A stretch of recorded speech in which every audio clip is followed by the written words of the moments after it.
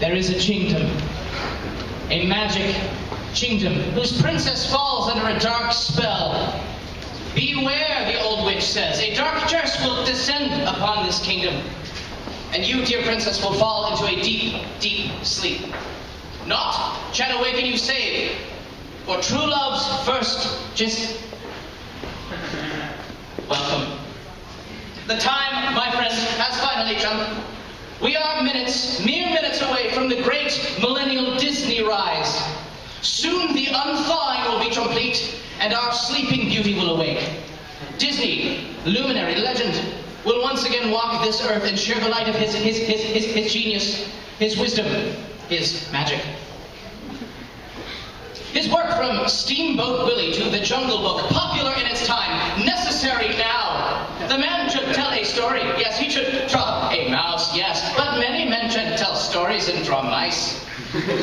What Disney had was vision, not only of the past, not only of the present, not only of the future, but of the human. Walt Disney invented the human. Let's discuss it. Walter Elias Disney picks up a pencil and paper. He draws a circle and draws it a face. He draws two more circles and draws them ears. Suddenly, a mouse, Mickey Mouse. Lines of graphite on jump-pressed wood pulp. An illusion, an image, but a mouse nonetheless. So, the irony of Disney, the inherent irony and ineffable genius of the channel is that he used a fundamentally non-physical medium, animation, cartoon, image, to arrive at the church of physicality itself. Disney presented through animation, granted through idealistic animation, a sense of physical possibility. So, we watch that cartoon, we watch the image, we see a world where figuratively anything is possible. And what happens after? What do we see? Another image, another cartoon? No, it is reality. It is mother sitting next to you, finishing her chocolate popcorn. It is father sipping a sugary lesser beverage. It is brother, it is sister, it is grandparent and other grandparents and aunt and uncle and cousin and friend and everyone. It is people. People sitting for once together. We have finally glimpsed possibility. We have seen magic. We have seen hope. We follow Walt Disney to the second star to the left and straight on till morning. But where does it lead us? Neverland? No. It leads us here. It leads us home. Disney builds a bridge, an enchanted bridge, between the world of possibility, of magic, of cartoon, and our world. It is a bridge not easily trusted by man. But he does not beg us to cross it alone. No, he provides for us a guide, an avatar, a friendly Sherpa to show us the way, saying, worry not, dear friends, the road is long, but it is paved with the stardust of dreams. Is this guy, this Sherpa, a human? No. Is he like you and me? No. He is a brute, a beast, a creature of the earth. He is, tried simply, a mouse. A mouse spends his days avoiding cats and his nights stealing cheese from chubbers. He has no time for, quote, unquote, rational thought. He has no time for understanding. He is a purely physical being, living in time. He eats, he fucks, he goes to sleep. But then what is Mickey? He is a mouse, yes, but just a mouse, not in the slightest. For Mickey, unlike other mice of the time, has the gift of speech. He is talking animal. And what is man if not talking animal? Animal. Living, breathing, grunting, sweating, eating, fucking animal. What is animal if not the most present of beings? He is hungry, he eats, he is horny, he fucks, he is tired, he sleeps, he is old, he dies. This is simplicity. This is presentness. A deer, an elephant, a duck, a frog, a goofy. Disney says, yes, I know, we can talk, we can sing, we can dance, but always remember at root, we are animal. Yet we insist that this is not so. We live divorced from our animal selves, fiercely trying to deny the fundamental truth that we are flesh and blood. We are animal. The Greeks, the ancient Greeks, referred to the earth as the great mother Gaia. And this figure, this quote-unquote Mother Earth, is central to the ancient pre-internet cultures. Earth is the mother who bore us, who nurtures us, who brings us close to her breast so we may suckle at her fertile teat. But what is the mother in the Disney cartoon? Where is she to be found? Mowgli, Dumbo, Cinderella, Snow White, orphans, every last one of them. Mickey himself, who are Mickey's parents, Disney does not tell us. These central figures, these heroes are orphans, drifters uprooted from the nuclear familial paradigm, cast into the sea of humanity alone, apart, isolated. Mother is nowhere to be found. In her place, a wicked surrogate. We live in a world without root. And what Disney did, and it was so prescient, and what Disney did was actually understand this great schism between humanity, egg, the child, and the mother egg, the earth. He understood the inherent danger of the evil surrogate, the artificial substitute for the mother. He understood the danger inherent in the false sense that a virtual connection can be a physical connection. And just as every daughter or son of the stepmother must eventually overcome the influence, that stifling, evil influence of the surrogate, the virtual, so must we, Disney is saying, so must we come, if not to reconnect with the physical mother, then, at the very least, to grieve her. But there is a way out. Disney gives us a way out. Transformation. Consider Cinderella, literally Ella of the cinders, of the ashes, all but imprisoned by her wicked stepmother, imprisoned by her wicked stepmother and stepsisters. Forced to do the peasant's work, the sweeping, the cleaning. She not only lives in the dirt, she is of the dirt. Who is there with her? The animals. Shabbily dressed mice, friendly birds. They see in her, and Disney sees in her, this creature of the ash, a fundamental humanity. A true princess lives not in the castle, but in the dirt, not high in the tower, but squarely on the ground. And because of this rootedness, this connection with the earth, with the ash, Cinderella attains what can only be called an apotheosis.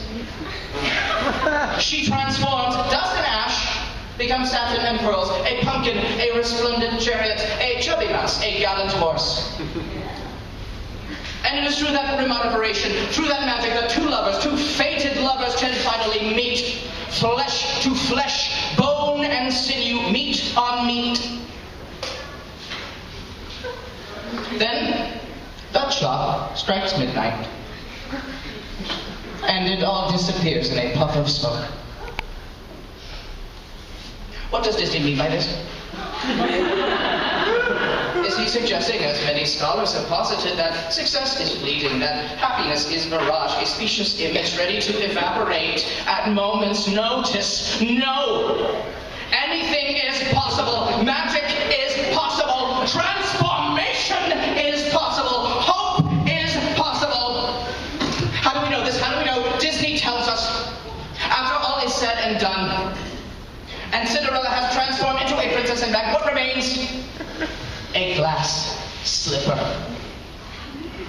Now, scholars have pondered for centuries why the slipper remains. Why does it not transform back into a ratty sandal just as the chariot once again becomes a pumpkin or the horse a chubby mouse? This is precisely Disney's point. For magic, capital M magic remains, persists, long after the riches and pearls and other decorative ephemera have disappeared. What remains is the wonder, the magic. It is a glass slipper. left behind on a princess step. Glass, it is fragile. It is translucent. In certain light, we can hardly tell it is there at all, but in the moonlight, in the light of the stars, which you must remember were readily visible at the time, in the light of the stars, it glimmers, it gleams. And centuries later, when the castle has fallen and the kingdom is gone but a distant, smudgy memory, that slipper, that magic will remain. So what happened? Why did his message fall upon deaf ears? Is it any surprise that he was misunderstood in his time? When his message, his fundamental message, is not for the people of 1942 or 3012, but for the great mainframe of humanity, capital H. Of course it was commercialized. Of course it was perverted. We simply weren't ready. We weren't ready to see what was right between our noses. Disney wasn't drawing a mouse. He was drawing, perhaps for the first time, for the only time, a person. Mirror, mirror on the wall, who is the fairest of them all? Disney knew that the most accurate mirror, the most frightening and penetrating mirror, wasn't a mirror at all. It was a cartoon drawing of a mouse. And this is what I mean when I say Walt Disney invented the human. He drew a mouse, yes, but it is a mouse made of people.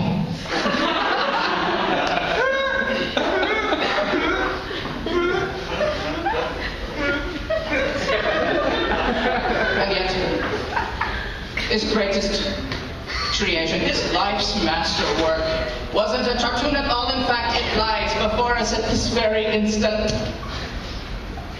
Through the great freezing of 1966, Walt Disney rendered himself a literal sleeping beauty. Disney is inviting us, nay, commanding us to ascend the great tower, hack through the overgrowth, and rediscover this ancient sleeping beauty that has lain dormant for so long. He screams, remember the past, remember your roots, remember the person, the human, the physical being that lies sleeping, locked away in her high tower.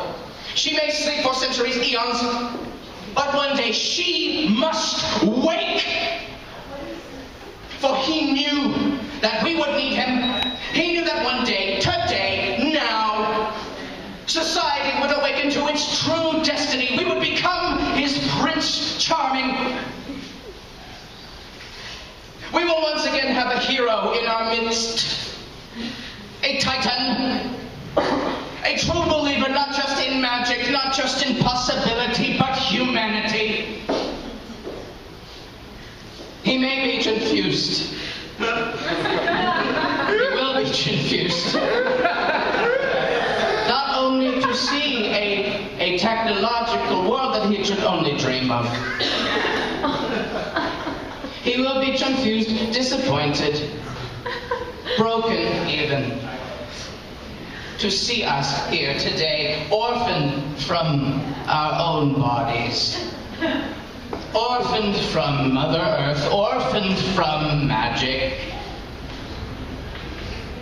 And he will see our stepmothers, our avatars, our John Johns, our Turtle Jacks, and he will know that they are not magic. For he will see them for what they are, mere simulacra. And he will see through us, through each and every one of us, through you, and you, and you, and you, and you, and you, and you, and he will see what we truly are. Animals adrift in a world divorced from magic, divorced from hope. The glass slipper remains, ladies and gentlemen. The glass slipper remains.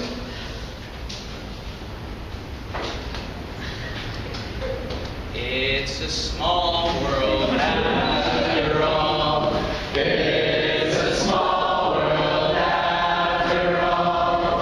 It's a small world after all. It's a small, small world.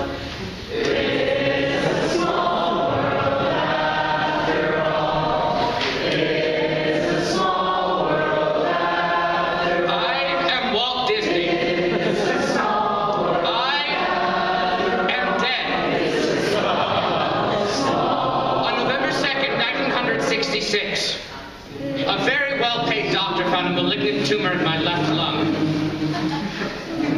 On December 15th, 1966, at approximately 9:30 a.m., a very well-paid doctor watched me die from acute circulatory collapse due to lung cancer. The circulatory system fails to maintain the necessary supply of oxygen and other nutrients to the tissue, and to remove carbon dioxide and other metabolites from them. In short, it shuts down, and you die. I was not frozen. That's just the play. I was cremated. It didn't hurt. In the park, there's a statue in my honor. It reads, "Here you leave today and enter the world of yesterday, tomorrow, and fantasy. No Oxford comma." It's a small world.